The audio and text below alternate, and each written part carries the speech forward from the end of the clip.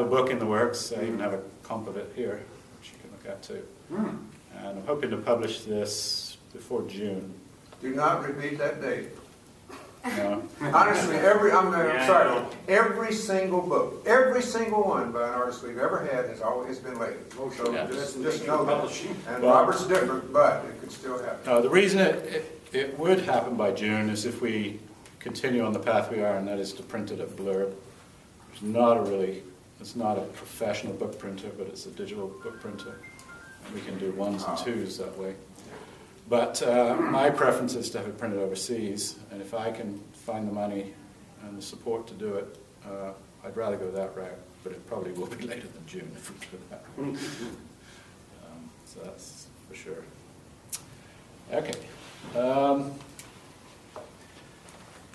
me talk about the prints table and how I sort of pushed this onto Jim and got this here, and we had a table out at Wailea last night with prints on it like this. And I'll tell you about how it came about. It came from a former Lahaina gallery, and Chloe Fine Art had done this about 18 months ago, started doing it about 18 months ago, because it was, there was short of space on the walls and frames are expensive. So they started putting some of the titles on a table like this with a pair of white gloves and a little sign that said, "Please ask for assistance." And I can't stress how successful that has been in terms of being able to sell prints, one, and to have them available for people to walk out to. I'm curious, the prints that were available in the table, were they different than the ones on the wall? Because I tend to like to be able to present, you know, and not have to present from there if possible. Right. Yeah. Okay. So was that how it was? Well, no. What I'm suggesting is that you put the prints here that are not on the wall. Okay. You've decided not to frame. There's a lazy river is one of the first ones here that you decided not to frame, but you wanted to carry. So it has a presence here, and it's easily available, and you're not fishing around for it in the back. I agree, it's better to take a framed piece into the room. It's a view. But this is a way to show other prints, but also to have some sort of interactive thing here. I mean, I wouldn't encourage people to flip through it, but they're pretty sturdy and strong. And if any do get damaged, I'll replace them for the printing. So as opposed to keeping them in the drawer and bringing them out, you would suggest just leaving them out? That's my suggestion. I don't know if you want to do it here, because it's a little messy looking. I'm going to do it back around there on a table. I prefer to be able to stand behind. And then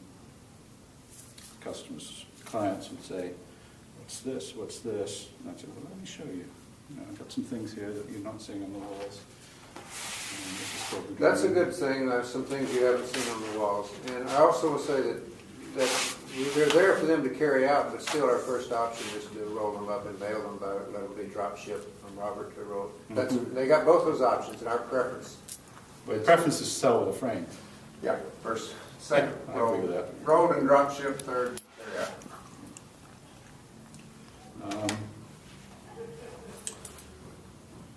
But I would encourage you to try this, at least here with these here, just for a few days and see how it goes. My concern is that especially in the evening times, we get some questionable people walking through here and they're hammered, and I'm not saying I want them to see thumbing through them. Or the little kids coming through. Yeah. We have a lot of that too. It is rare here, though. It really is. Rare to have questionable people?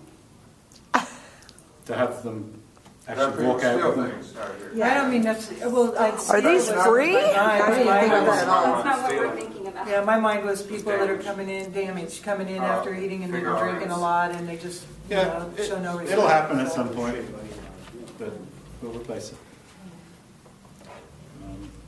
I initially thought, I mean, we have our graphics binder, and oftentimes if it's not on the wall, I'll say, let me show you all of our available giclées in this graphics binder. And then, that works out great. And if we have them on the wall, I thought that we were going to carry them in here because you sell so much that it's kind of like an immediate gratification thing. Here's, you see this, you love it, and we've got it right here. Tube it and let them go with it, but not present from there. That too. I think you could do both. We can, and we will. I'm just saying try it and see what happens. Or use it as like the secret drawer. Let me show you something. Yeah, exactly. That looks good. I think Robert's main point is that if you take the prints out of the drawer, stack them up there, and then go through them, don't take one out of the drawer at a time and show them that way. It's not the same effect. I think when we put the little sign up there, like he said Chloe has, ask for assistance, or, ask us about these, or I don't know, however it was written. I mean, and put the gloves on and move them around.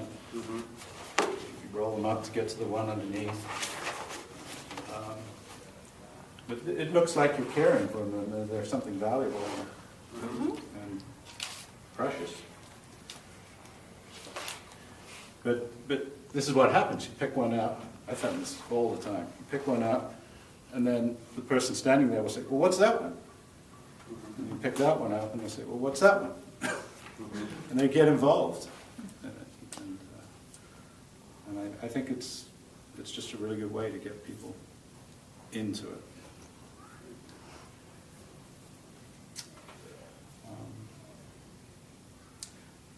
I mean, I'm also consciously trying to reduce the number of titles. I don't think it's great to have, we have 40 titles now.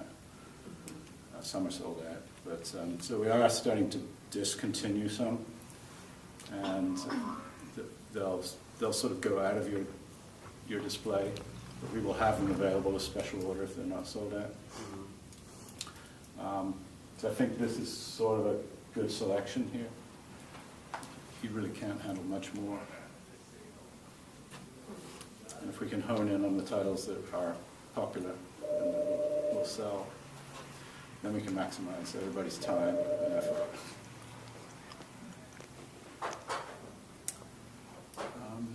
What else? Was there anything else I mentioned last night that I forgot today? No, you talked about the hero, the concept of the hero. Yeah, that's a good point. So the title of my book is Hero. And hero is a big theme for me. And that's this is the painting that started that. And I did the Metamorphosis painting first, which has a similar pose, of course, with the full background and the mother in the swamp watching the baby go away. And I started thinking about animals as heroes, just as we as humans have heroes on the football field, or heroes in politics, or heroes in arts. Well, I started thinking about animals as heroes in that respect. And so I decided to take out the landscapes and just focus on the hero, the animal.